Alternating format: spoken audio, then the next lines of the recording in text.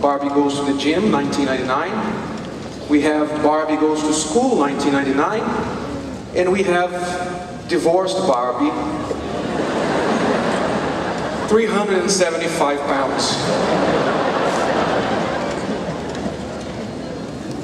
And the father, well, looks the same to me. Why is she so expensive? Well, because that one comes with Ken's house, Ken's car, Ken's furniture, and Ken's dog. So yes, it is pretty expensive to go through a divorce. Loneliness also is pretty expensive, at least emotionally. And hopefully we're going to learn a few things today that will help us avoid that. So let's first clear up a few things about today's class. At first, I want you to understand that at times here, we'll be speaking specifically about men, to men, specifically at other times about women, to women, okay? And it's gonna sound like we're really shooting you down, but it's not, I promise you. It doesn't mean that one is better or worse than the other. We just have to be very balanced. And for that reason, we've got ammunition for both sides, okay?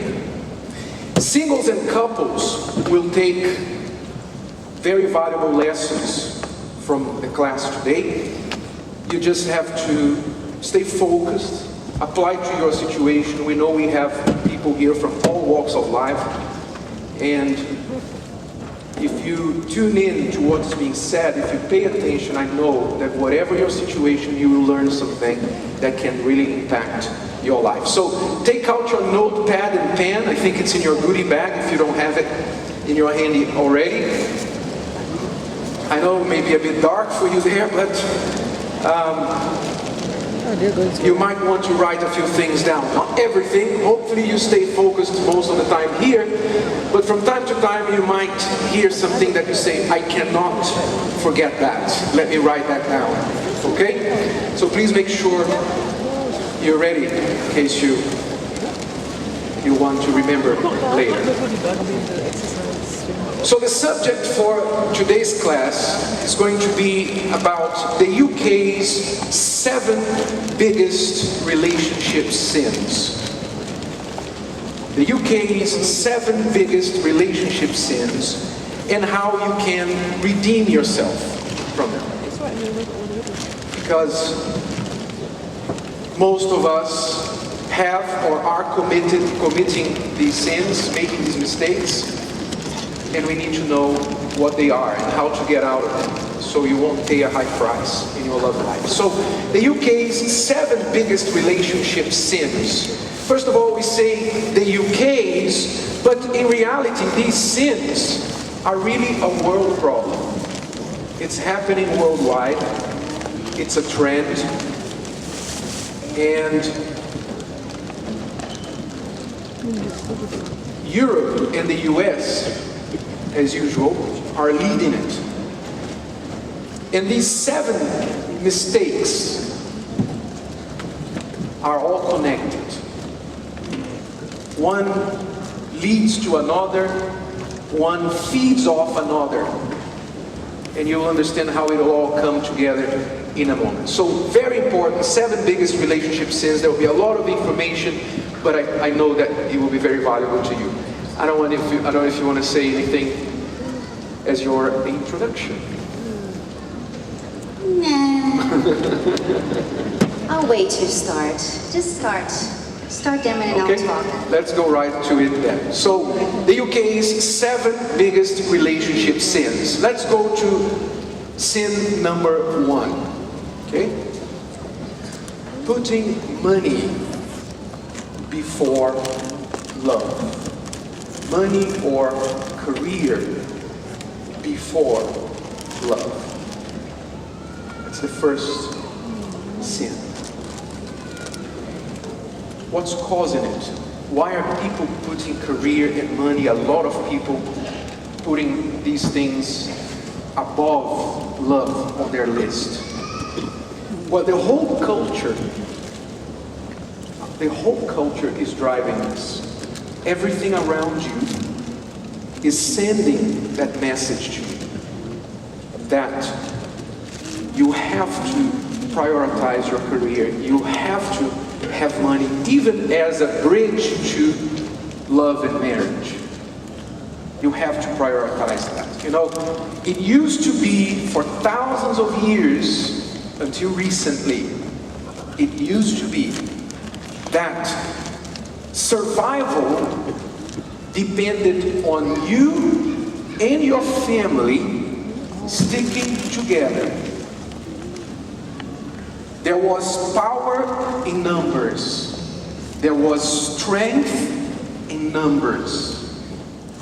So parents taught their kids from birth that they had to prepare to make their own family, to get married, to have children, etc.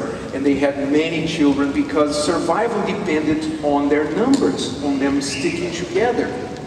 At times when you had to literally defend your tribe, at times when you had to work basically depended on manual labor, you needed hands. So people clustered together, they stuck together, and that was strength. That was prosperity. That was more important than money. That was actually what guaranteed their survival. Okay? So the larger your family, the better off you were. But times changed. And what began to happen was that in some families, because men were the main providers, the main breadwinners, women mostly stayed at home, raised children, took care of the house. Because they were the main providers, so some men, some say a lot of men, began to take advantage of that position of power. It wasn't like that in all cases, in all families, but in many families, because men brought home the bacon, brought home the money, he thought that he had the power to do whatever he liked, because he put food on the table. Basically, his wife and kids depended on him. So some men took that power to an extreme. And the result was that, unfortunately, many women became, as you can imagine, very unhappy. They felt stuck in a marriage where sometimes men would cheat on them, would abuse them, would spend money on booze, on drinking. And if these women tried at any moment to complain, what they would hear from their husband would be, well, what are you complaining about? Isn't there food on the table? What are you complaining about? So, this made many women feel stuck in a male-dominated world without any options. This picture says a lot, doesn't it? I mean, this guy could have switched places with his wife and let her sit more comfortably, but no. That wasn't the priority in a man's mind those days. So until recently, what happened was that men were doing that and women were without any options until options began to appear, to come up. A revolution began to happen at about 60 years ago. And suddenly, women said, we can do it. Women received lots of opportunities. The job market opened for women. More hands were needed. The Industrial Revolution needed more hands to work in factories and everywhere basically, and women jumped at this opportunity. They saw with it the prospect of independence. Now we can earn our own money. Now we can earn our own money. Now we don't have to depend 100% on men. And that's what they did. And they took the job market by storm and began to make money, began to prosper, etc., etc. And suddenly now they had options.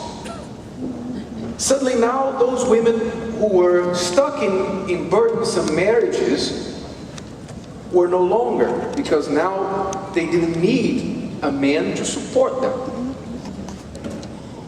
And they began this message, they began to preach this gospel that women were now liberated, women were now free, and thank God for that, because there was a lot that they needed to be liberated from. That's a great progress that happened. And society began to listen to them, but the first ones who heard them, the first ones who began to listen to these women were, of course, their kids. And suddenly, these mothers, often bitter wives, trapped in an unhappy marriage, whose marriage experience was horrible, they began to tell their sons and daughters. They turned to their daughters and said, "Look, my daughter, I'm going to tell you something. Make sure you study. Make sure you get good grades. That you get a career. That you earn your own money. So you never have to rely on men. Don't do what I did."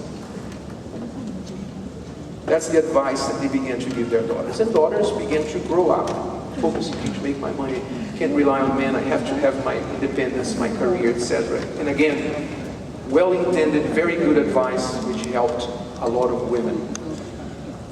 And to their sons, of course, as if men needed more incentive to work and make money, they repeated the message. "My son, make lots of money. You have to take good care of a woman when you marry, but do not marry very soon. Don't go marrying the first girl that shows up."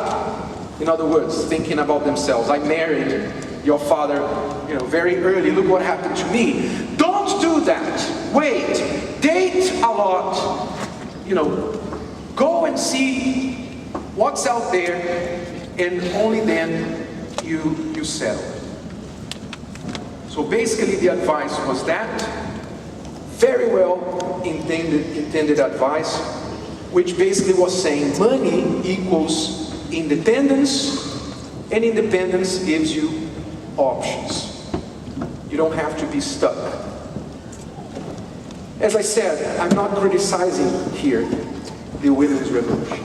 I think it has lots of positive things. But there is a law of unintended consequences